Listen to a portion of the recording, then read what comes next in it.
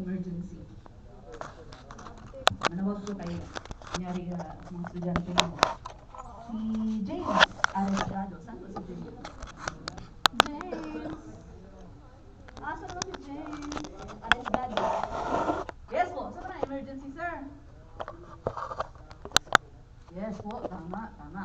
So pag na-emergency, yung saan usually atong ginahimo? For example, na pamilya nato ang samad. Unsa man atong ginahimo? First aid. So unsang type of first aid ang ginahimo natin pag naay samad?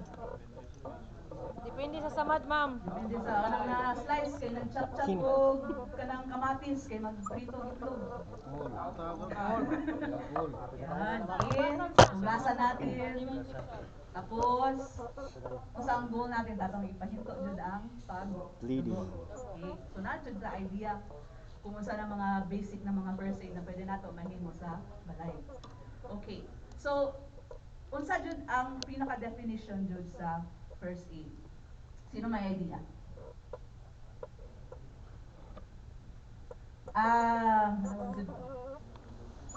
Si Nielzin Sereno. Asa ka, sir? Ma'am, sir? Sir, ma'am? Yes po. What is, ano ba para sa inyo ang first aid? First aid po is ito po na agarang panlunas lang, sir. Ay, ma'am. Sir, pabira.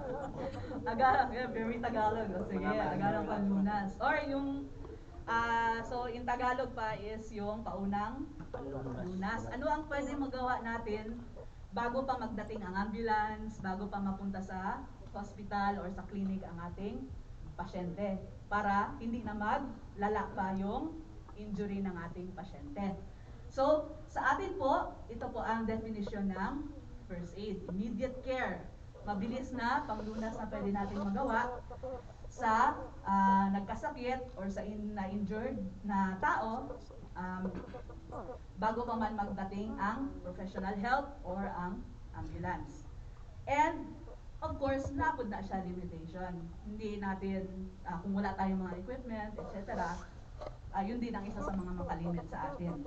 Okay, so hindi siya replacement sa advanced medical help. Pero makatabang siya nako para dili na mag-worsen ang condition sa ating pasyente.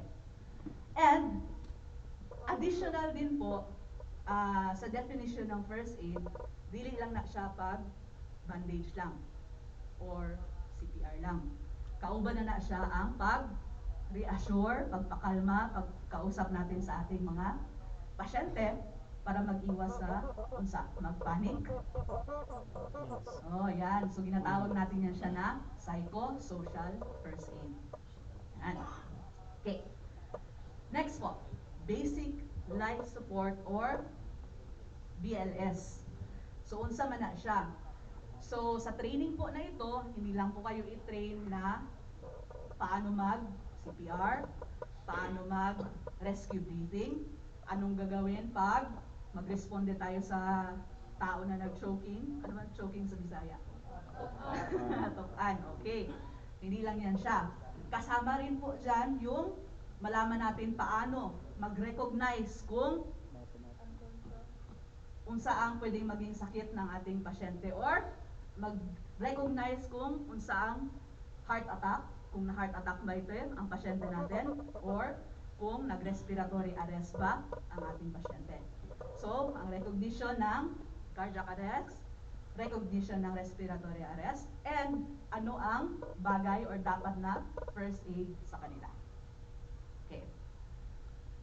Alright, so, ang saang goal?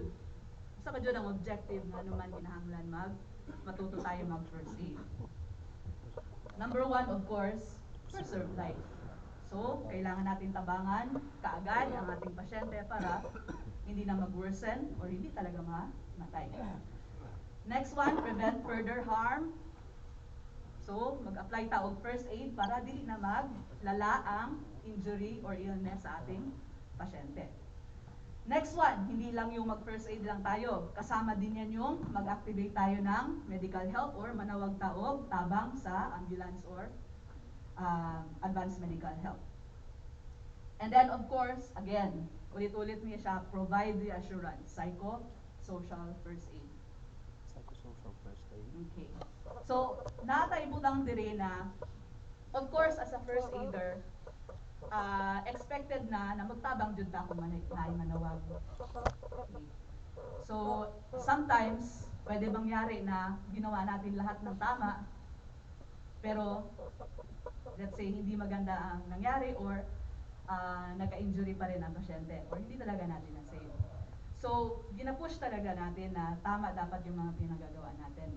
Okay, that's why meron din tayong batas na ginatawag natin na parang version natin ng Samaritan Law na ang isang tao, let's say ang first aider, ginawa niya naman talaga lahat tama. Pero hindi nakalikay na na-injured ang patient. Okay. Covered yan siya sa ating Samaritan Law, which is again, based naman din sa interpretation kung or investigation kung anong nangyari. Pero ay included yan siya sa Samaritan Law or sa Article 12, number 4, number 3815 sa Revised Penal Code. Okay. Alright. So, unsa ang characteristic na ginapangitan nato or gina-expect nato sa mga first aider? Number 1, tactful. Unsa man ang tactful? Nakita dira na nagadugo, naggawas na ang buto. Paano natin ma-apply na first aider dapat tactful daw? Manawag ta. Jay. Unsa ni siya, Madrio? Okay. Sige, wala imong best friend nasugatan or nagkadugo. Gawas ng ang buto. Paano natin ma-apply na dapat tactful daw ang first aider?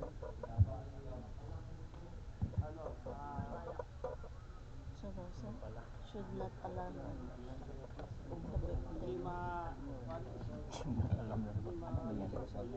Tactful. Dili mahadlok or dili ihadlok ang pasyente. Kanang ikadugo na gawas na gani ang buto. Isturot pa na dyan. Walang ma'am! Yung dugo lang, matay na ka ma'am! So, dapat dili na siya. Dili ta thank you sir. Dili ta mag-alarma sa atong pasyente. Dili ta magsinungaling na okay lang ka ma'am, mabuhi ka. Pero dili pud ta mag-alarma sa iya ha. Like, for example, isa yung huwag mo ipakita yung injury niya as much as possible. Kasi makakos yan siya ng panic sa pasyente. Okay, next po. Resourceful. Saan po ng resourceful? Sansi, Rasad, Bantuas. Takma gyud, ikaw gyud. Ano para wala dyan matulog ba? Asa si Rasad? Ikaw sir? Turuan po. Sige po, unsa ka resourceful? Dapat daw, first aider, resourceful daw. Kasi, dili man ta kabalo, basta ang aksidente na adira sa bukid, dili sa harap sa hospital, wala tay gamit. So, saan man na, sir? Dapat daw, resourceful daw. Itag kahoy. Itag mapumagi wa. Is the best obtained. Iskaper lang sa Call a friend. Call a friend daw, sige sir. Ikaw daw pangita, sir. Tapat, oy. Para mag-away dyan mo ba? Tapat, oy. Ano mang gituro, magtuli mo. Tapat, oy. Ikaw dyan, sir. Nakapula. Ano pangalan mo, sir? Baby boy.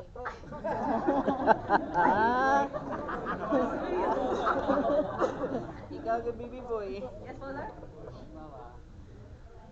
Sir, may ka as a resourceful siguro ma'am as a thing kung meron akong bagay na yung sa part ko as a security, kung may gamit ako sa loob ng first aider ko, like example, may panyo ako, as of meron sang sugat, yun ang gamitin ko pa pantakip ang sa kanya sugat niya. Thank you. Very good. Tama po. Okay, kasi again, hindi naman always ang aksidente, di ba? Kahit saan mangyari, hindi planado, hindi natin alam kung kailan mangyari. Baka hindi siya sa SM, sa loob ng SM na may nakadikit sa'yo na first aid kit. So, paano pag nasa labas or sa malayo ka? Like, ano man yan may example natin, yung kay sir, panyo, pwede pang parang panyo, pwede siyang bandage. Okay, pag mag-transfer or